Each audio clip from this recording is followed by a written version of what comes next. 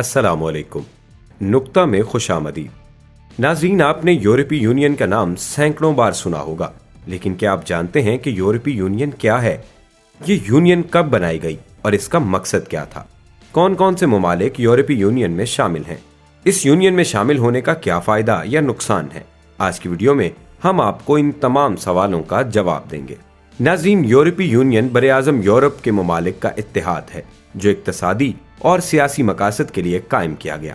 اس اتحاد کے 28 میں سے 18 رکن ممالک واحد کرنسی یورو استعمال کرتے ہیں، اور اس اتحاد کے بڑے مقاصد میں یورپی ممالک کا سیاسی اور اقتصادی طور پر متحد ہونا، پہلی اور دوسری جنگ عظیم کے بعد یورپ کو کسی تیسری جنگ سے بچانا اور امریکہ کے برابر اقتصادی قوت بننے کے لیے اتحاد تخلیق دینا تھا۔ دوسری جنگ عظیم کے بعد یورپی ممالک پرامن انداز میں رہنے اور ایک دوسرے کی معاشی مدد کرنا چاہتے تھے۔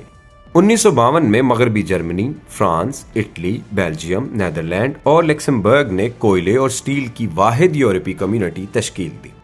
1957 میں ان ممالک نے اطالوی دارالحکومت میں ایک معاہدے پر دستخط کرتے ہوئے یورپی اقتصادی کمیونٹی تشکیل دی۔ یہ کمیونٹی کوئلے، سٹیل اور تجارت کے لیے تھی۔ 1992 میں معاہدے کے تحت اس کا نام یورپی یونین رکھ دیا گیا۔ اب یہ ممالک نہ صرف سیاست اور اقتصادیات بلکہ دولت، قوانین اور خارجہ معاملات میں بھی ایک دوسرے کے ساتھ مل کر کام کرنے لگے۔ شینجن معاہدے کے تحت 13 رکن ممالک نے اپنی سرحدیں ایک دوسرے کے لیے کھول دیں اور ان کے باشندے بغیر کسی ویزے کے ان ممالک کے درمیان سفر کرنے لگے۔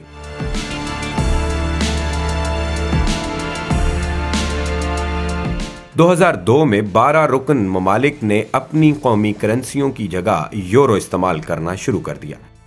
یورپی یونین کے رکن ممالک کا کوئی بھی باشندہ تنظیم کے رکن ممالک میں رہائش اختیار کرنے کے ساتھ ساتھ ملازمت، کاروبار اور سیاحت کر سکتا ہے، اور اس کے لیے اسے پاسپورٹ، ویزا اور دوسری دستاویزات کی ضرورت نہیں ہے۔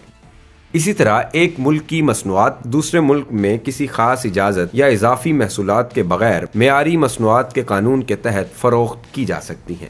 یورپی یونین کے کئی ممالک ابھی تک ترقی یافتہ نہیں، اور ان کے باشندے تنظیم کے ان رکن ممالک میں چلے جاتے ہیں جو ترقی یافتہ ہیں۔ برطانیہ کی یورپی یونین سے علیحدگی کی سب سے بڑی وجہ بھی یہی ہے۔ برطانیہ میں 1960 کی دہائی میں یورپی یونین میں شمولیت کے لیے دلچسپی ظاہر کی، حالانکہ شروع میں اس سے گریزاں تھا۔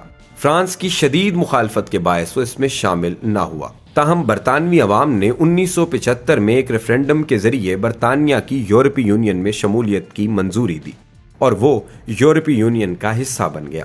1974 میں فوجی ڈکٹیٹرشپ کے خاتمے کے بعد یونان 4 سال تک مذاکرات کرتا رہا اور تب جا کر یورپی یونین کا حصہ بنا۔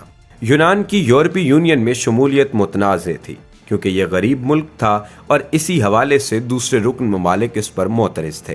یونان کے 5 برس بعد اسپین اور پرتگال بھی یورپی یونین کا حصہ بن گئے، اور اس کی حالت بھی یونان کی طرح ہی تھی، اور یہ ممالک نئے جمہوری دور میں داخل ہوئے تھے۔ اسپین میں جمہوری تبدیلی سابق ڈکٹیٹر فرانسسکو فرانکو کی 1975 میں موت کے بعد ہوئی۔ 1992 میں یورپی یونین میں شامل ملکوں نے ایک نئے معاہدے پر دستخط کیے اور موجودہ یورپی یونین کی شکل سامنے آئی۔ اس کے بعد 1995 میں آسٹریا، سویڈن اور فن لینڈ اس میں شامل ہوئے۔ یہ تمام ممالک سرد جنگ کے دوران میں سرکاری طور پر غیر جانبدار اور نیٹو کے رکن ممالک تھے۔ یورپی یونین میں سب سے بڑی وسعت 2004 میں آئی جب ایک ساتھ 10 یورپی ممالک اس کا حصہ بنے۔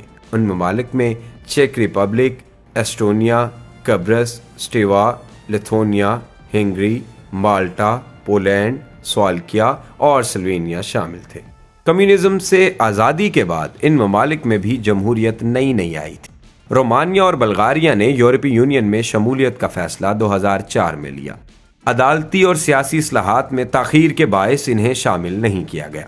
ان دونوں ممالک کو غریب اور بدعنوان ترین ملک قرار دیا جاتا تھا، تاہم اصلاحات کے بعد انہیں بھی یورپی یونین میں شامل کر لیا گیا۔